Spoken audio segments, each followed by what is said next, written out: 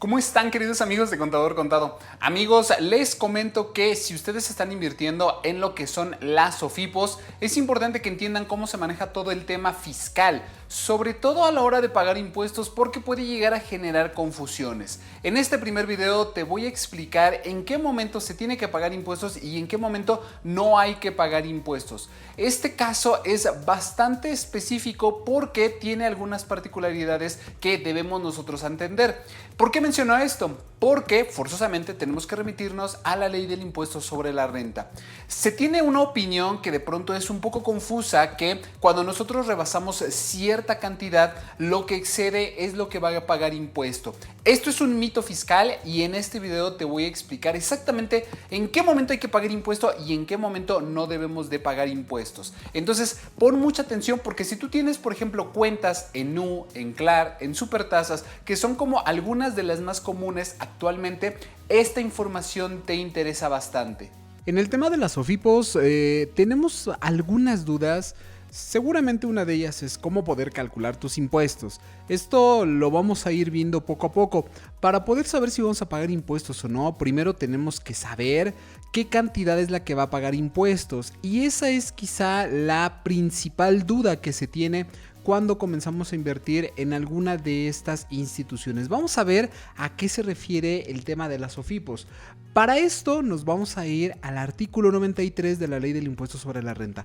Este artículo nos habla de aquellos ingresos que no van a pagar impuestos. Y ojo, esto es muy importante, porque si nosotros no sabemos qué ingresos van a pagar impuestos y cuáles no, podemos llegar a tener algunas complicaciones cuando debamos ahora sí calcular el impuesto. Dentro de la Ley del Impuesto sobre la Renta, en el artículo 93 viene una serie de conceptos que no pagan impuestos. Dentro de estos, en la fracción 20 nos habla de los intereses, pero tiene unas particularidades, porque aquí está limitado en algunos montos. ¿Como cuáles? Bueno, vamos a irlo viendo porque está dividido en dos. Primero que nada, nos habla de que los intereses de manera general no van a pagar impuesto. Y aquí podemos verlo en cualquier tipo de institución financiera que pueda llegar a otorgar intereses por el simple hecho pues de tener dinero en nuestras cuentas bancarias. Hay algunos bancos incluso que te ofrecen un producto adicional que si tú dejas tu dinero en este producto te va a generar cierto interés. Sin embargo, eso es como lo tradicional en cuanto a inversiones se refiere.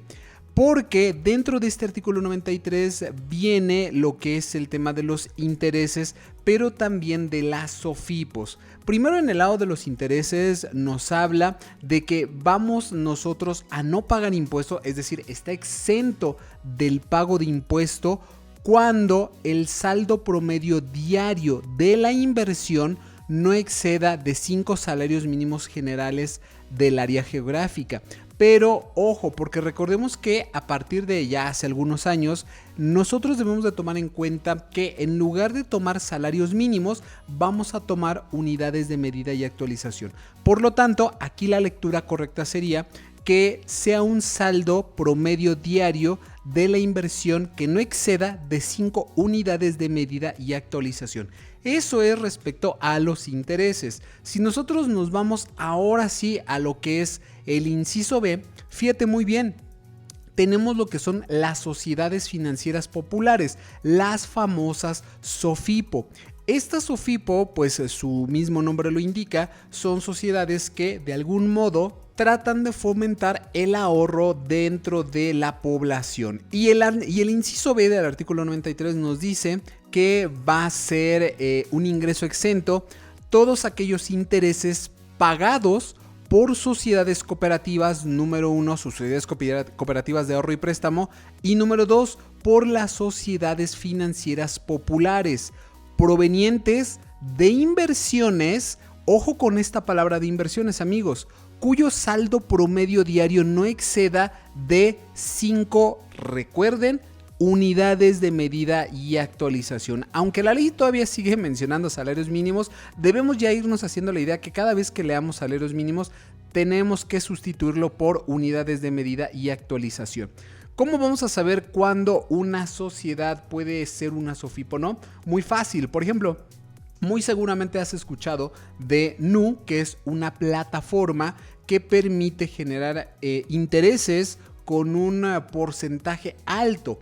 Esto quiere decir que suena bastante atractivo colocar nuestro capital para que se invierta y de ahí se genere un interés. Fíjate, en la misma página de Nu te dice aquí abajo cuál es su denominación, que en este caso es Nu México Financiera SADCB, y luego viene SFP, que significa Sociedad Financiera Popular.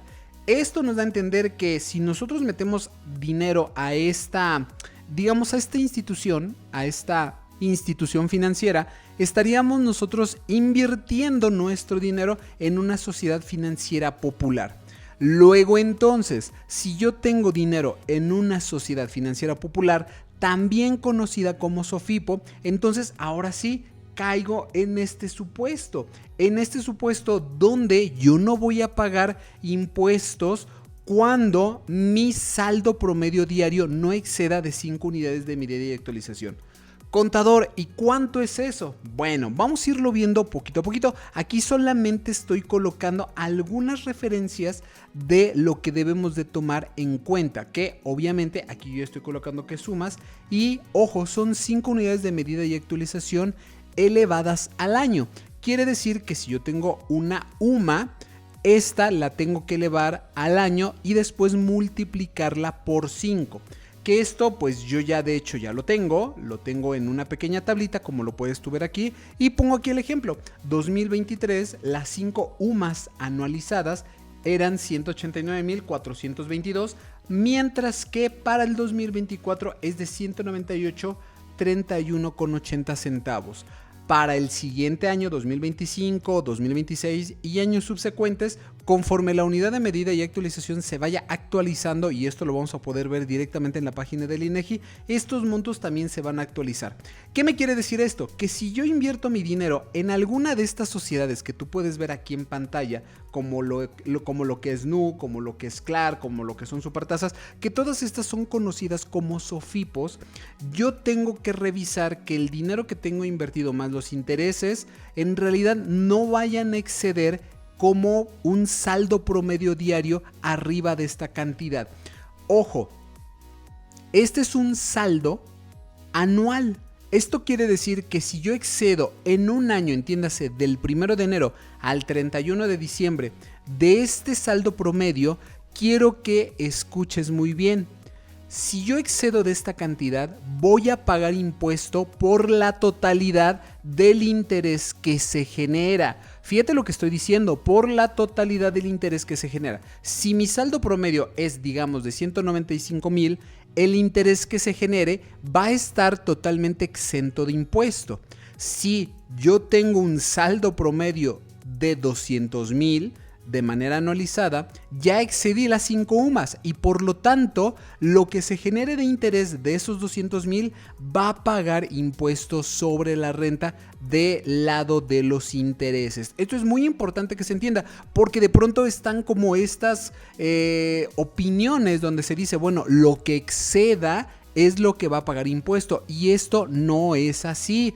¿Por qué? Porque aquí es muy clara la legislación. Aquí sí nos está diciendo que va a estar exento cuyo saldo promedio diario no exceda de 5 UMAs elevadas al año. Excede, entonces ya no es exento y por lo tanto tiene que pagar impuestos sobre la renta por la totalidad del interés que se genere. Y esto hay que tenerlo perfectamente en cuenta. Aquí existe otra situación. Primero porque cuando nosotros hacemos el cálculo, debemos de tomar en cuenta lo que dice la misma fracción 20 de este artículo 93, donde dice después de estos incisos que para que nosotros consideremos el saldo promedio, debemos de considerar lo siguiente. Y esto es que para obtener este saldo promedio, debemos nosotros dividir la suma de los saldos diarios de la inversión entre el número de días de esta.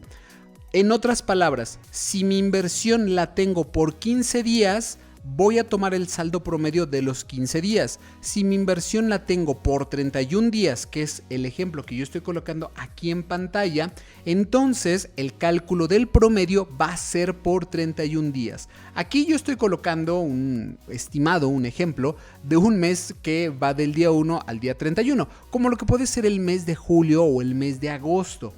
Entonces, si yo tengo mi dinero del día 1 al día 31 y tengo una tasa anual del 15%, que es digamos lo que ahorita se está manejando como de manera muy atractiva en el mercado, primero tengo que hacer la división de manera mensual y una vez que la tengo mensual, de manera diaria. ¿Por qué? Porque hay algunas SOFIPOS que te generan el interés de manera diaria. Por lo tanto, si me está generando de manera diaria, tengo que comparar peras con peras. Esto incluso, amigos, ya lo hemos hablado en algunos videos aquí en Contador Contado de cómo se tiene que generar el interés y cómo tenemos que realizar los cálculos. Luego, entonces, si yo tengo 110,000 pesos, por poner un ejemplo, y está una tasa anualizada del 15%, primero tengo yo que convertir esta tasa anualizada a de manera diaria. Entonces primero lo que hice fue pasar la manera mensual y ya después lo pasé de manera diaria. Por lo tanto, el interés diario de 110,000 pesos son 44 pesos con 35 centavos.